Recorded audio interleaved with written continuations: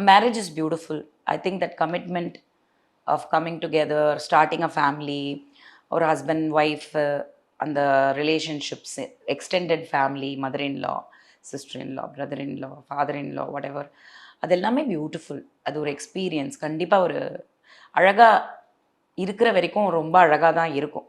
Sometimes சில பேருக்கு அது ஒருத்தர்னால கெட்டு போயிடும். சம்டைம்ஸ் 2 பேர், நான் சொன்னேன் இல்லையா, சம்டைம்ஸ் 2 பேராக காரணமாக இருக்கும். கை தட்டினா தான் ஓசைன்னு சொல்கிறேன். சம்டைம்ஸ் ஒரு பக்கம் அப்படி அடிச்சுட்டே இருந்தால் அந்த காற்றுல விழுந்துருவோம்ல.